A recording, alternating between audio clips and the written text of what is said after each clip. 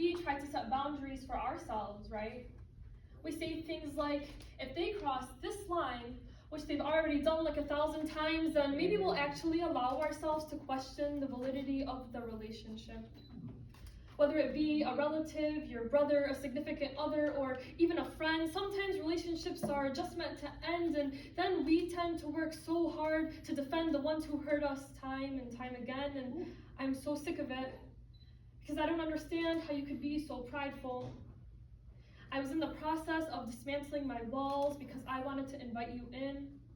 An ally for so long, you decide to become an invader. Now a perpetrator, you choose to try and knock my walls down, clearly hoping I would fall down, but I didn't. Instead, I tried talking to you, and yes, you hear, but it goes in one ear and out the other, so I paid attention and quickly discovered that sure, technically you hear, but you let your inability to listen be the wrecking ball that shattered both halves of the glass heart our relationship was built on. And even then, I tried to pretend that it's not a big deal because my feelings are always second place to your comfort. I repeatedly told myself that maybe I'm overreacting and I should just let it go, and I guess that goes to show how we both know that I thought this was a relationship worth saving. But that's the effect of snow. As the ball rolls, it grows, and I could no longer ignore the way that you'd been behaving with this ingenuine demeanor that you developed, designed to be the mask intended to shield your true colors from exploding. And even though I caught a glance, I was too close to recognize the danger.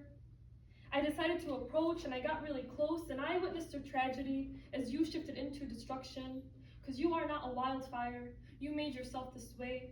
And it hurts me to say, but my attempt at reconciliation seemed to be the gasoline that furthered the damage. Sometimes it feels like a distant memory, and other times the wounds feel untreated. I have since improved at tending to my wounds. Like the phoenix who rises from the ashes, my tears had healing powers. I pleaded with the embers to let me pass through, but they were stubborn. I fought with the cinders still hot below my bare feet, but I would not quit. I told them I am stubborn too. My pen was my weapon of choice in this battle of self-love, both the sword and the shield that protected me from the overwhelming obstacle of overthinking. As time passed, I could not help but periodically revisit the gravesite.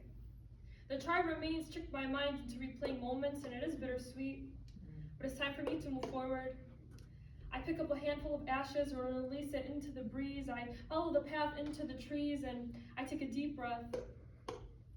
Without speaking a word, I shout out a prayer, and I know it is time, and I take my first step.